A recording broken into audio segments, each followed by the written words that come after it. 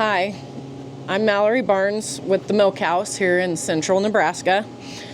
We are currently getting a pretty big storm, and I'm getting ready to go out and check. I've got a couple cows that are due basically any day with some AI calves, so I'm getting stuff on here. Got to get all bundled up, but thought I would take you guys out. We're doing a video series of, let me see here. We're doing a video series of frequently asked questions.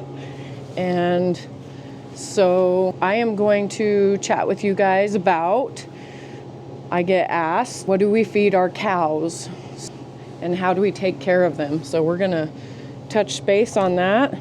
I've got my stuff on here. We're gonna go out, see if I can get this to change directions. On videos, it always, and pictures, it never looks like it's snowing as much as it actually is. So one of those main questions I get asked about is, what do we feed our cows? A lot of people would not realize this, but it has, the taste of the milk has a lot to do with what you feed your cows. And I only know this because I've been through the ringer on this. So we strive to make sure that our milk is the same every time. Shut this door. And by doing that, we have to keep the feed consistent in front of them. So if we start feeding them different kinds of hay, different grains and such, then all of a sudden we are dealing with just fluctuation and taste of milk. Right now, this is the girls. They're vegging out. We just bedded them down last night again. We're dealing with very cold conditions. Today we're at a high of 4, negative 20s overnight, and then tomorrow's high of not even 0, I think, and then we're working it with negative 30s. This is Ruth. She's due on Monday, and she just got pulled in last night because she's starting to look like she might have a baby. So we don't want to miss that in the cold. And then right here we have Dorothy, or Dolly, and she's got a baby somewhere. Looks like back behind her there. She's just nestled up against her mom. And then this is Clementine, and she is due at any moment also. Her due date was Thursday to be with an AI calf last Thursday, and we're working on Monday. So we're anxiously awaiting that baby, but we are fine if she just waits. And these girls are not always in this barn, but they are in here to help keep them out of the cold, keep from getting frostbite teats. They're bedded heavy, doors are closed. They have feed in front of them. So this is what we feed them, is beautiful fourth cutting alfalfa hay. And we just recently got a vertical mixer that grinds the hay for us. These girls are the pickiest things you'll ever meet and most wasteful. And they will take, this is Theo, they will take a beautiful fourth cutting bale and waste, I don't know, I would love to say a quarter of it because they're bad girls, but they'll waste it by dragging it out of a hay bale, a hay ring, and stomping on it and peeing and pooping on it. And so we decided, as a smart business move, we decided to get a vertical mixer to help us feed into a bunk situation and grind the hay really well so they're not wasting stems either. And so we're maximizing on our feed, and we're actually able to weigh and the amount that we're putting out to them and streamlining our feeding process. So the other thing these girls get is fresh water 24/7. They right now are just drinking out of this tank, and we're filling it 2 times a day, if not 3 times a day. But they have a water in their big pen outside that's just a automatic water. So, oh, here we go. Here's that little girl. There she is. So our grain that we feed the cows is delivered from our local feed store. It is, we buy it in bulk. We buy it 2 tons at a time, and we have it in, here we go again. Sorry about that.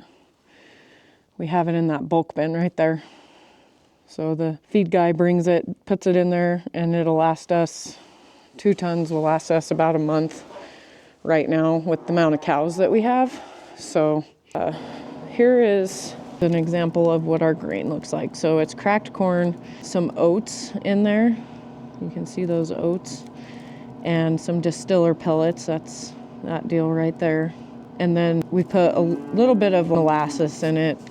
It's not much, but just enough to, I don't know, it spoils the girls is what it does. So that's what we feed them. And they get, like I said, no more than probably a coffee can maybe of this.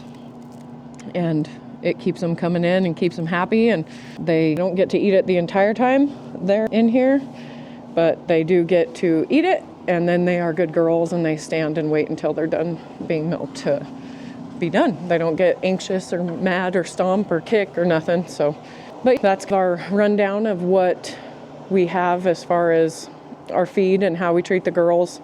Now that I'm back in here and can, what do I want to say?